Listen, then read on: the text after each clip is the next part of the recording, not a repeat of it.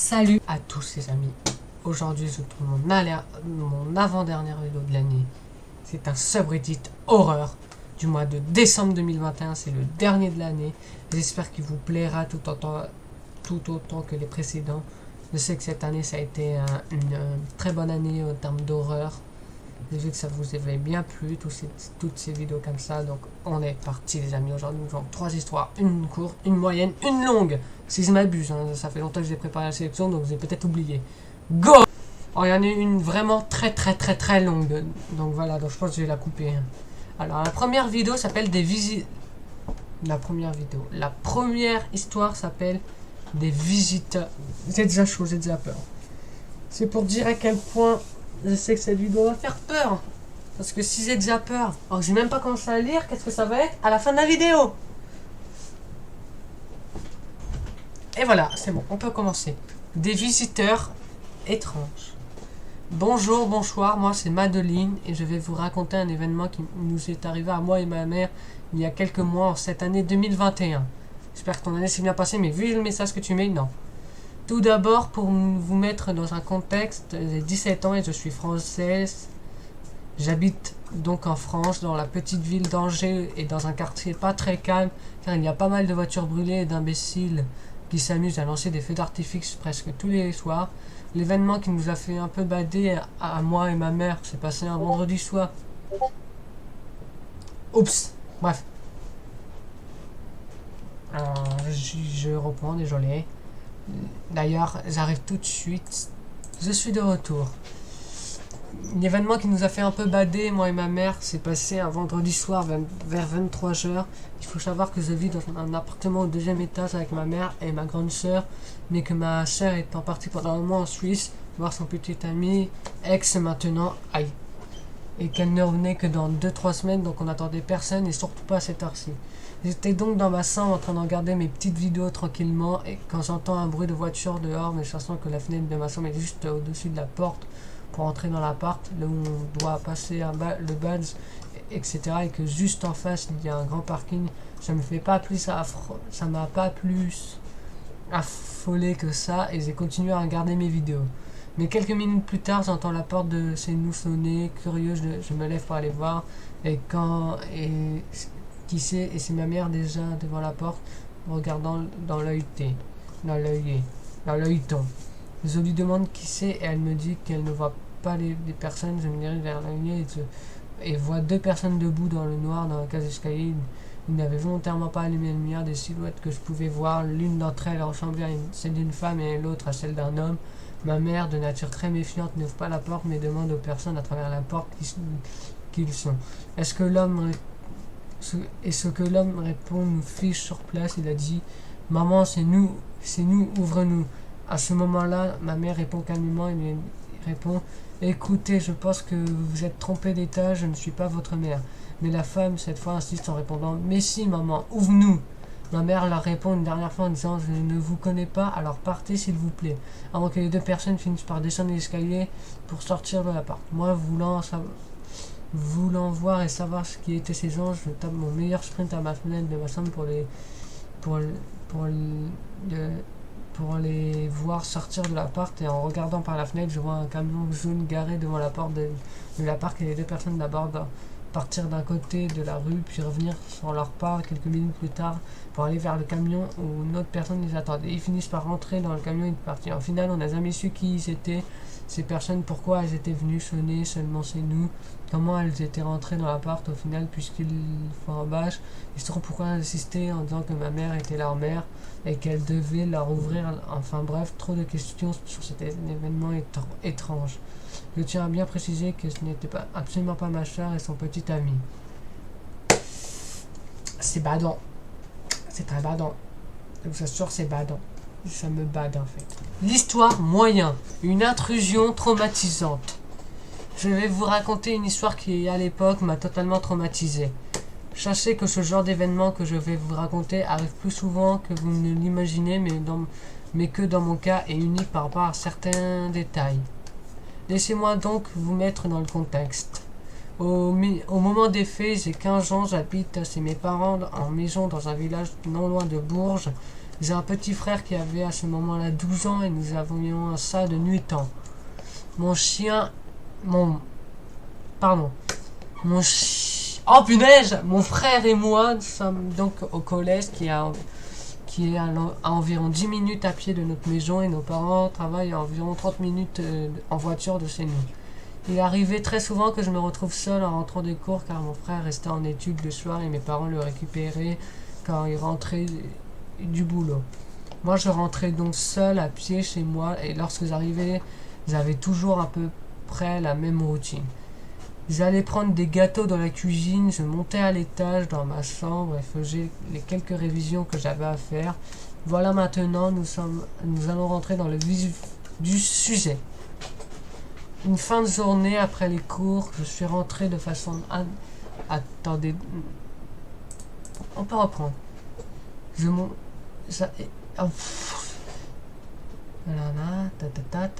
Et lorsque j'arrivais, j'avais toujours à peu près la même routine. J'allais prendre des gâteaux dans la cuisine, je montais à l'étage dans ma chambre et faisais les quelques révisions que j'avais à faire. Voilà, maintenant nous allons... Ah mais j'ai déjà dit, bon, pas grave, tant pis. Une fin de journée après les cours, je suis rentré de façon normale comme d'habitude. La seule différence que le chemin que j'avais emprunté était un peu plus long car je raccompagnais une amie vers ses gènes. Je suis donc arrivé chez moi avec 10 minutes de plus qu'habituellement.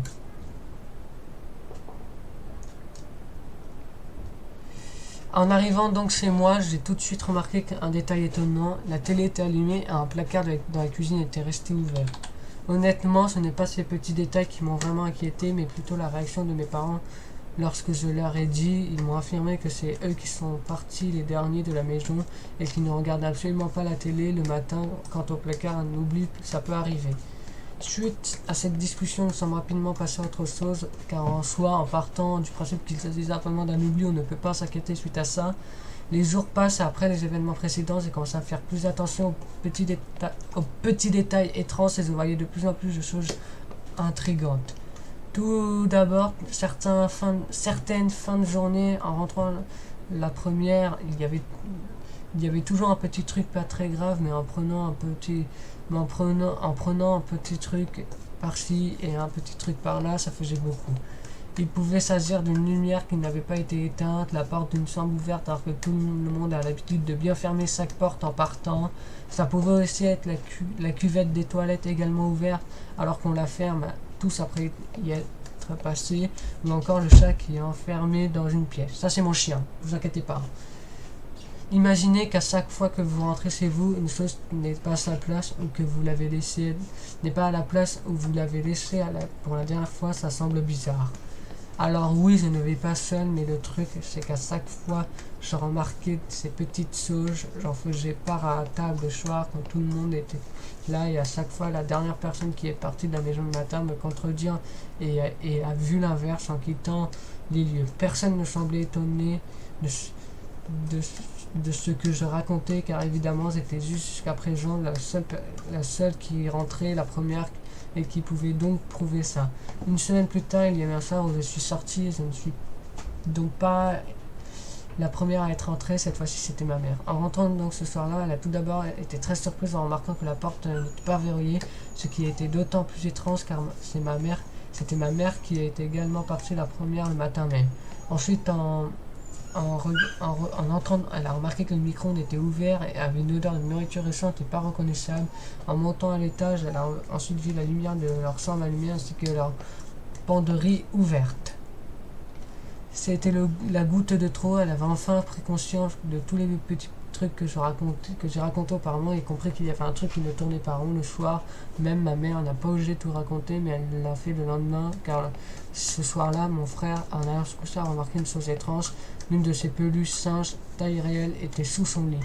Il faut comprendre que cette peluche en question, il ne faut pas y toucher, sinon il pète un câble. C'est mon chien, il est un peu foufou quand il sort. C'est genre sa peluche qui lui tient le plus à cœur et avec lequel il dort tous les jours. En ramassant la peluche sous son lit, il a remarqué le truc qui a fait légèrement après une toute autre tornure. À l'arrière de sa peluche, il y avait une énorme fissure. La mouche de sa peluche était retirée et elle ressemblait maintenant à un déguisement que l'on pouvait enfiler. Je ne sais pas si vous avez vous arrivez à comprendre la situation, mais après cela, ma mère appelle la police en expliquant de A à Z tous les petits événements mis bout à bout. Et suite à cela, il y a donc une fouille dans toute la maison, mais vraiment de faute en comble. Donc après certaines fouilles en profondeur, ils ont trouvé la cause. En fait, depuis le début, quelqu'un s'était introduit chez nous, il logé. Vous vous demandez certainement où la personne dormait. Et en fait, les plans de la maison ont révélé un faux mur qui, en fait, je ne sais pas comment cela s'appelle, mais derrière le mur de la chambre, le mur était creux et quelqu'un avait l'espace pour y habiter. Évidemment, ce n'est pas un lieu confortable, il y a un toit et c'est ce que ces gens recherchent. Un toit. J'avais oublié qu'il y avait l'histoire des 10 minutes. Ils étaient tellement dans l'histoire que j'ai oublié qu'il y avait l'histoire des 10 minutes. Allez, on reprend. Alors, tac. Évidemment, ce n'est pas un lieu confortable, mais il y a un toit et c'est ce que ces gens recherchent. Un toit pour y habiter, se servir chez vous en votre absence et habiter probablement ici dans le passé car la porte avait été déverrouillée un jour. Le faux mur en question a bien révélé des traces de nourriture ainsi qu'un drap et de la mouche de la peluche de mon frère. Malheureusement, la personne n'a encore jamais été retrouvée et par la suite, nous avons donc déménagé car on ne se sentait plus du tout chez nous. À l'heure d'aujourd'hui, je peux en parler, mais sachez qu'en écrivant l'histoire, des frissons m'ont envahi, c'était difficile. Merci, mais attention à vous. Merci pour ce bon petit conseil. J'ai vraiment oublié l'histoire de ça en fait. Je suis vraiment désolé. C'est la première fois que ça m'arrive. J'avais oublié que j'avais une version bêta, on va dire. Allez, voilà. Dernière histoire de la vidéo, les amis. On est parti. Nous reprenons donc la dernière histoire de cette vidéo. Mon étrange voisin et ses amis. Bonjour, je me retrouve ici à vous raconter une histoire encore en cours. Il se passera peut-être autre chose, mais pas pour l'instant, car c'est tout récent ce qui s'est passé. Ce qu'il se passe. J'ai 14 ans au moment des faits, je suis au collège, je fais partie des myopes qui mettent jamais leurs lunettes, à part à l'école quand il y a des leçons à afficher au tableau. Faut mettre toujours, quand t'es myope, lunettes, tout le temps normalement. Bon après je suis pas là pour faire la leçon. Il faut savoir que je suis du genre à ne pas en avoir peur je suis du genre à ne pas avoir peur à sortir seul la nuit et c'était ce que je faisais beaucoup ces derniers temps. Je marche seul dans mon quartier vu qu'il n'y a pas beaucoup de personnes que je connais. Vu qu'il y a beaucoup de personnes que je connais et aussi des membres de ma famille, vu que ma grand-mère habite à 5 minutes de chez moi et quand je suis plus loin de chez moi, j'ai l'habitude de sortir avec des amis et donc je suis jamais réellement seul. Mon immeuble contient 8 étages, j'habite au 4e et j'ai un voisin qui a la cinquantaine que je connais depuis 5 ans qui habite au rez-de-chaussée. Il a souvent du passage et ce sont des personnes jeunes et sympas. J'arrive jamais à le dire ce mot, je suis désolé. J'ai récemment eu un nouveau voisin au premier étage et je ne sais pas si l'appartement était habité avant lui, je n'en avais pas l'air. Et ce voisin se faisait extrêmement remarquer puisque dès que j'allais à l'école à 8 h du matin, il mettait de la musique et ouvrait grandes les fenêtres, ce qui fait qu'on entendait très bien, surtout qu'il habitait au premier étage, mais vu qu'il avait de bons goûts musicaux, je m'en foutais un peu et ça me faisait même sourire.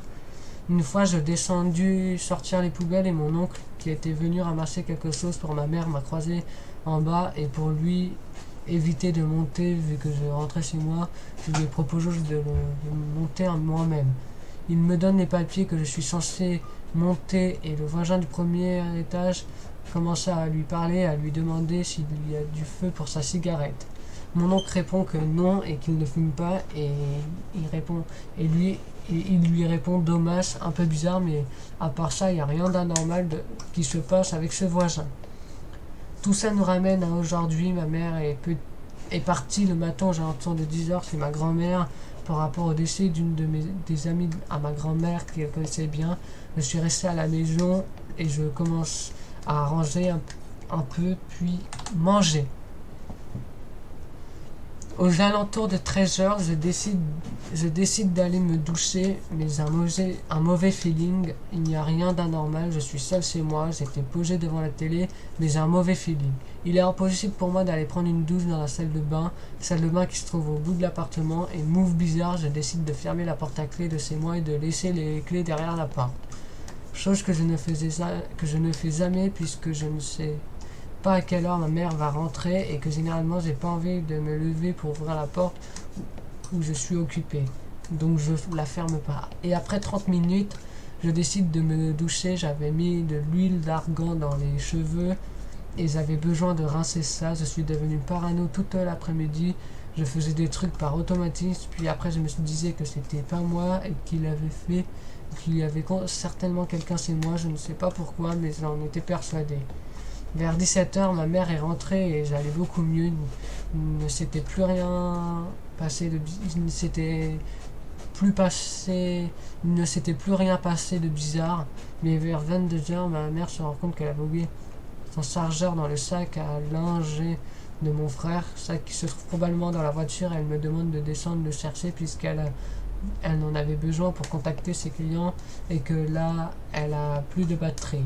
À ce moment-là, j'ai juste le seum parce qu'il est 22h, j'étais chez moi tranquillement avec une couverture et j'ai dû descendre dans le froid. J'étais en pyjama, sweat jaune plus de jogging et je détestais descendre puisque souvent vers ces heures-là, il y avait un gars qui était dans mon collège l'an dernier qui est passé au lycée, qui restait dans... Oh, tes masques ils font. Ils sont là, ils sont en train de gratter le radiateur. Sérieux. Ils m'ont fait trop peur. Bon, bref. Il y a un gars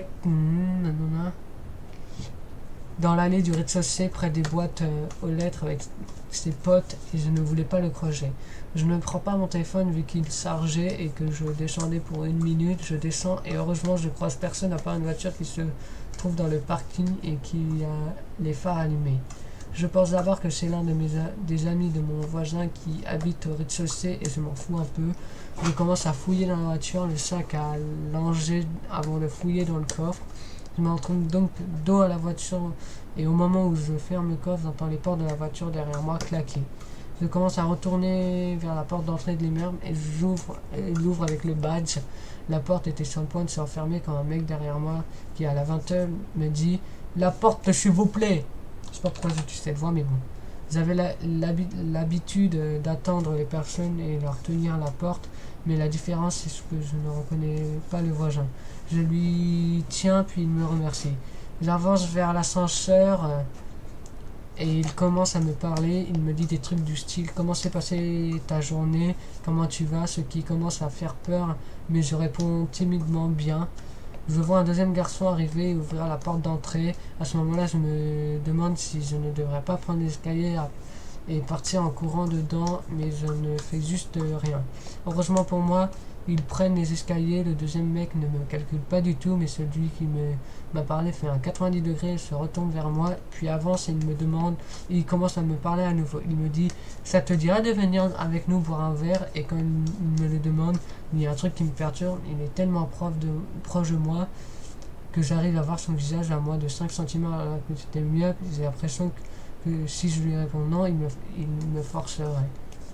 Et aussi, il bouge énormément pendant qu'il me parle et se tient au mur, que j'ai l'impression qu'il n'est pas sobre. Ce qui serait crédible vu qu'il me propose un verre. Par réflexe, j'avance vers la sortie et je commence à rigoler nerveusement et lui dire quelque chose que j'ai regretté. Je le regarde et lui dis « Je suis mineur ». En pensant que ça va le faire fuir, mais à la place, il me répond « Oh, ah, on dirait pas. Mais si tu veux boire un verre, n'hésite pas ». Il part enfin vers l'escalier. J'ai eu un réflexe bizarre que je ne comprenais pas vraiment. C'est que je commence à me diriger vers la porte de sortir pour me barrer le plus vite possible et taper un méga sprint s'il se décide à revenir. J'attends près de la porte jusqu'à ce que la porte de l'ascenseur s'ouvre et je commence à prier qu'il ne revienne pas. Je suis finalement retourné chez moi dans mon appart et j'ai raconté ça à ma mère. Je pense que l'appart du nouveau mec est une sorte de squat bizarre et qu'ils organisent des soirées là-bas avec ses potes et de l'alcool. J'ai pas vraiment peur de sortir la nuit maintenant. J'ai peur de sortir de chez moi. Voilà. Oh punaise, j'aurais pas aimé vivre ça. Courage, courage, courage. C'est une fin de vidéo les amis. J'espère qu'elle vous aura plu. N'hésitez pas à liker, partager, commenter. Abonnez-vous. C'est l'avant-dernière vidéo de l'année 2021. J'espère que cette année 2021 vous aura plu. D'ailleurs, dans la prochaine vidéo, je vais en faire un petit bilan Je vais faire une partie bilan en début de vidéo et après la partie vidéo totale. Adios et Studiox!